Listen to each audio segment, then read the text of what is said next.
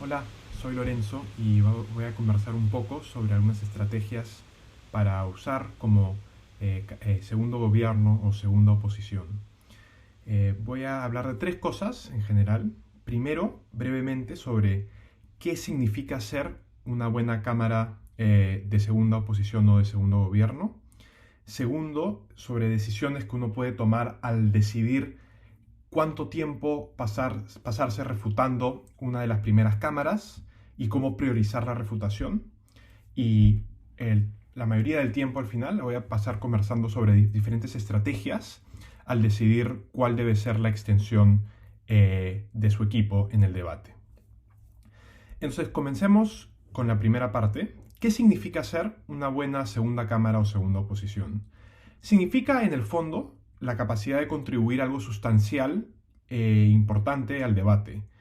No necesariamente tienen que ser argumentos, digamos, claramente demarcados. Puede ser que la contribución más sustancial sea algún tipo de refutación, especialmente tal vez refutación ofensiva, que pueda voltear el argumento del otro equipo y mostrar no solo que es falso, sino que en realidad contribuye a que su equipo pruebe lo que tenga que probar en el debate.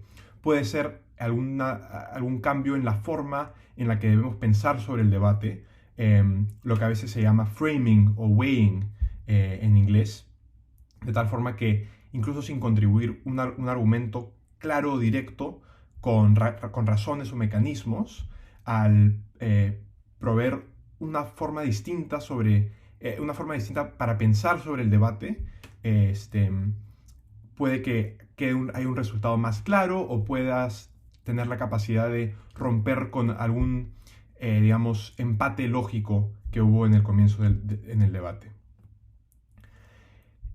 Lo principal, creo yo, la diferencia principal entre ser una de las cámaras bajas en vez de una cámara alta, es que uno tiene el beneficio de tanto de tener más tiempo como el beneficio de saber qué es lo que ya dijeron las cámaras altas.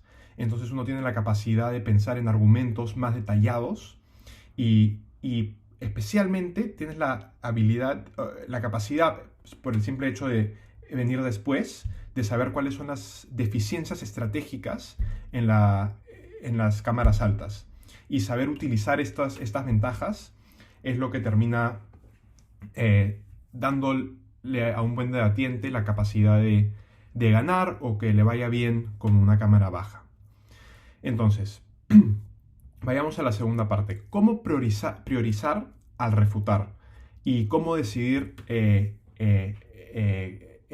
qué puntos refutar. Porque es una posición difícil cuando tienes unas cámaras altas que tal vez se pasaron mucho tiempo construyendo argumentos buenos, complejos.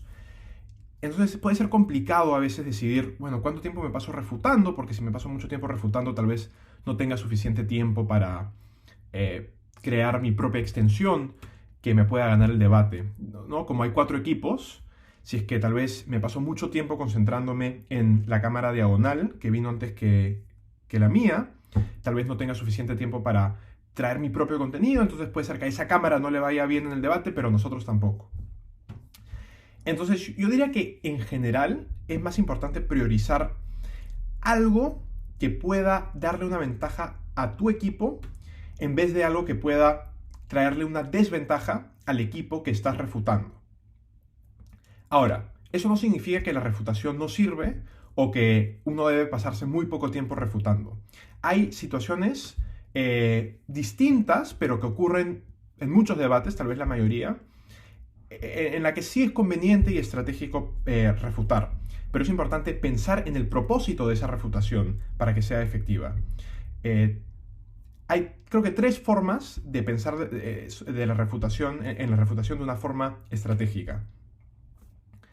Primero, si es que hay un equipo de primer gobierno o primera oposición que fueron muy fuertes, muy efectivos y que al final de su contribución se nota que tienen argumentos claros que podrían importarle mucho a un juez, puede que sí sea conveniente pasarse algunos minutos refutando su material, incluso si no tiene mucha relación al de tu equipo.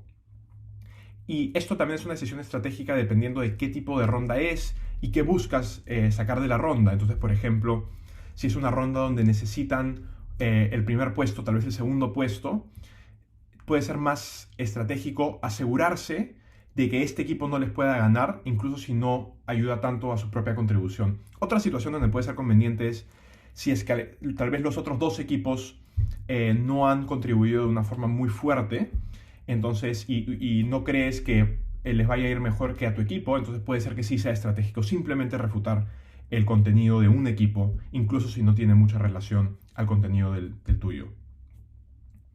Pero hay muchas situaciones en las que esto no ocurre, que no queda sumamente claro cuál es el equipo más fuerte. Y en estas situaciones hay que concentrarse, yo creo, en los temas en los que sí hay interacción entre los argumentos del otro equipo y los argumentos del mío. En particular, por ejemplo, si es que hay una premisa de nuestro argumento que implícita o explícitamente ha sido negada por el otro equipo, entonces es necesario refutar eso porque la ausencia de esa refutación no solo le da ventaja a ese equipo, sino me trae una desventaja al mío, porque el juez va a estar pensando, bueno, sí hay un argumento interesante, por decir, de la Cámara del Segundo Gobierno, pero como la primera oposición vino antes y ya nos dio razones para creer que esta premisa no es verdadera, me es más difícil darle crédito a este argumento. Entonces, por dar un ejemplo de algún tipo de debate en el que esto podría suceder, hay muchos debates que son sobre la estrategia que debe adoptar algún movimiento social para lograr algún tipo de cambio político, por ejemplo. Y a veces las preguntas en este tipo de debates es cosas como ¿en qué lado de la Cámara va a traer más atracción, más interés mediático el tener esta estrategia o esta perspectiva o el proponer esta opinión como un movimiento social? Pero la pregunta de quién trae más atención mediática puede ser secundaria a la pregunta de qué tipo de atracción mediática creamos. Entonces, si es que una cámara de segundo gobierno o segunda oposición dice, nosotros traemos más atención mediática, pero una de las primer gobierno o primera oposición argumentó que el tipo de atención mediática va a ser negativo, es difícil ganar con ese argumento, justamente porque el argumento parece hacer que el argumento inicial de la cámara alta sea más poderoso. Es decir, si es que la atención es mala y ahora tenemos más atención mediática todavía, parece ser incluso más dañino para los objetivos de este movimiento social. Entonces, ese es el tipo de situación en la que es necesaria refutar directamente ese argumento. Una segunda forma efectiva de refutar, lo mencioné un poco antes, pero voy a profundizar un poco más, es lo que a veces en inglés se le llama weighing, en el que la idea es, en vez de hablar sobre las premisas o los mecanismos para probar un argumento, conversamos sobre qué argumento importa más. Es decir, podemos asumir por un segundo que un argumento es verdadero y que la conclusión del argumento que dio el otro equipo sí va a suceder. Tal vez podemos calificar esa conclusión, tal vez no va a ser tan fuerte como dijeron, pero hay algo verdadero en el argumento que el otro equipo ha presentado. Una forma efectiva de refutar en esta situación, o mejor dicho, usando esta estrategia, es de argumentar que la conclusión de su argumento es menos importante que la conclusión de los nuestros. Y esta es una estrategia efectiva porque es muy, económica. Te permite ahorrar bastante tiempo al no tener que refutar muchas premisas particulares, sino simplemente asumir que el argumento es verdad y mostrar que el argumento no importa. Y es una forma muy fuerte, si lo haces claro en un discurso, hace que sea muy difícil para los jueces simplemente darle una victoria o darle una buena posición en el debate al equipo que propuso esos argumentos, porque la pregunta clara que esa estrategia le deja al juez es, sí, el argumento puede ser verdadero, pero ¿por qué importa tanto en este debate? Entonces, por ejemplo, hay diferentes formas de hacer esto. Una es, puedes considerar simplemente a cuántas personas afecta su argumento versus cuántas personas afecta mi argumento. Puede ser algo como cuál es la magnitud del impacto, cuál es la probabilidad del impacto, es decir, si es que su argumento depende de muchos mecanismos y cada uno tiene una probabilidad no tan alta, entonces la probabilidad de que todos pasen juntos puede ser no tan alta. Entonces, incluso si el argumento parece más importante, la probabilidad de que suceda es tan baja que no debería importarnos tanto en el debate. Hay otros tipos de weighing que también se pueden hacer, como por ejemplo, si es que estableces que hay un derecho muy importante y ese derecho no puede ser violado, incluso si su argumento lleva a alguna conclusión consecuencialista, beneficiosa, al violar ese principio, ese derecho, es algo que ya no debemos aceptar, etcétera, etcétera. Entonces esa es una forma efectiva de hacer que tu extensión pese más que la contribución de una cámara alta.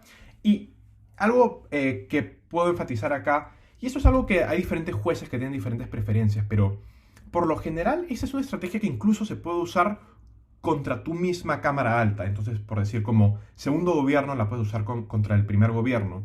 Y puedes hacerlo porque no necesitas contradecir un argumento para usar esa estrategia. Es decir, puedes decir que el argumento es verdadero y entonces no te pueden acusar, el juez no va a pensar, bueno, esta contribución es contradictoria, entonces no le vamos a dar tanto crédito.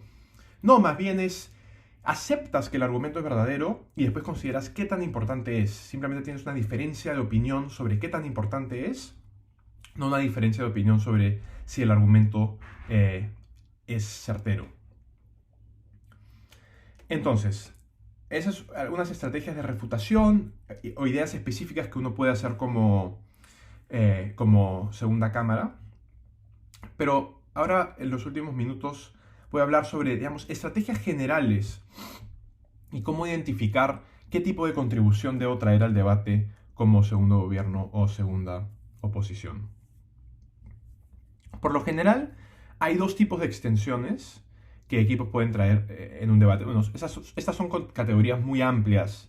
Pueden haber otros tipos, puede haber unas extensiones que no claramente encajen dentro de una categoría ni dentro de otra, pero creo que es una forma útil de pensar estratégicamente. El primer tipo de extensión es lo que a veces se le llama una extensión de análisis, en donde uno trata de agregar detalle y razonamiento a un argumento que trajo una cámara alta. Es importante, yo creo que hay a veces alguna tendencia de pensar que uno siempre debe argumentar algo totalmente distinto como cámara baja a lo que argumentaron las cámaras altas. Pero dado que a veces hay mociones con temas muy complejos y 15 minutos no es tanto tiempo de preparación, es posible, pasa en muchos debates que simplemente las cámaras altas no prueban los argumentos que quisieron probar. Y si es que logras identificar una de esas situaciones, puede ser efectivo traer un argumento similar, pero más detallado y con mejor razonamiento. En particular, este tipo de extensiones pueden ser útiles en lo que yo llamo mociones angostas, en las que no hay mucha amplitud en la cantidad de temas que uno pueda considerar. Y también es útil usar este tipo de extensiones cuando uno identifica algún error lógico en lo que dijo la cámara alta. Y hay formas distintas de resaltar estos errores lógicos de tu propia cámara alta, tratando de que no suene contradictorio. Esto es un área a veces un poco complicada, pero por dar un ejemplo, me tocó debatir hace poco en la moción de que debemos prohibir las Olimpiadas, que ya no debemos tener más Olimpiadas. Y yo fui la Cámara de Segundo Gobierno. El primer gobierno argumentó que las Olimpiadas pueden ser una situación, un evento donde puede haber mucha corrupción, porque muchas veces las Olimpiadas suceden en países no democráticos o países semiautoritarios y por lo tanto no hay mucha revisión, no hay mucha transparencia y puede haber mucha corrupción en la organización de las Olimpiadas. Lo que dijimos como segundo gobierno, tratando de que no sea contradictorio, pero al mismo tiempo tratando de que nuestros argumentos sean más poderosos, dijimos, es verdad que la corrupción es el tema principal en este debate, pero los mecanismos que ha propuesto el primer gobierno no son los más efectivos, por dos razones. Primero, porque simplemente empíricamente, la mayoría de Olimpiadas son en países desarrollados democráticos, no en países autoritarios. Las Olimpiadas más recientes han sido en Australia, Grecia, Inglaterra, van a ser en Japón. Y los otros ejemplos es China, que bueno, obviamente es un país autoritario, y Brasil, que es un país en desarrollo, pero sigue siendo democrático con muchos problemas de corrupción.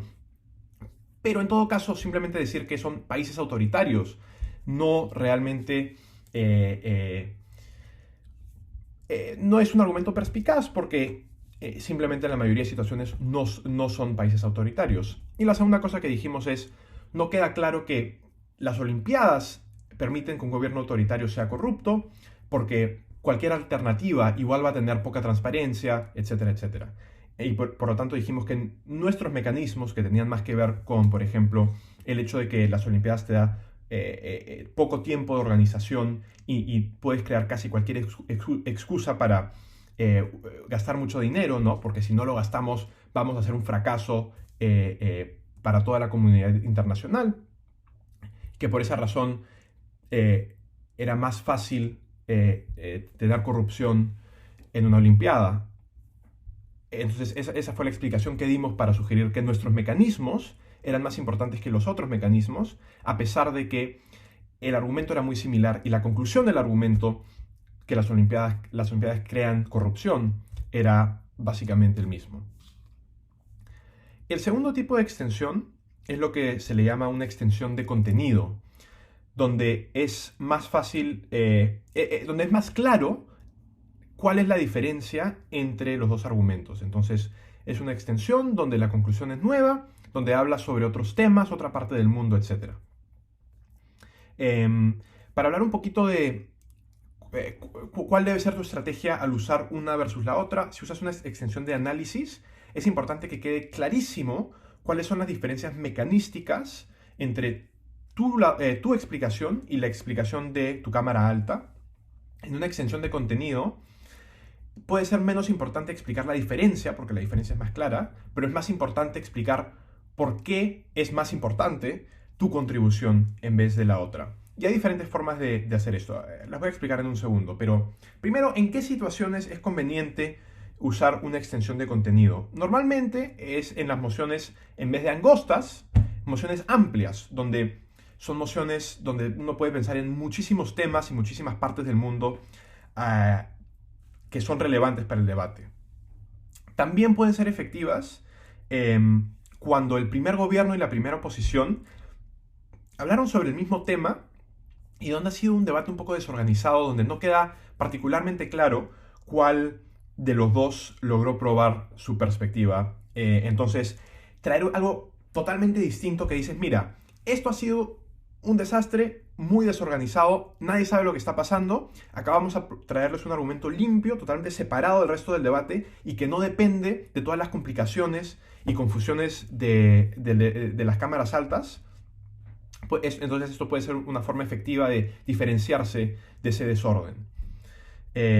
Por dar un ejemplo, una moción en el Mundial de este año fue que esta Cámara prefiere una percepción cínica y pesimista de la política en una democracia que una percepción idealista y optimista de esta política. Entonces, en un debate, debatiendo esta moción, puede que la primera mitad se concentre mucho sobre argumentos justamente sobre la política, sobre las elecciones, cuáles son los efectos en cuántas personas votan, por ejemplo, o cómo esto afecta a qué partidos deciden participar en las elecciones. Esto es un debate interesante, importante.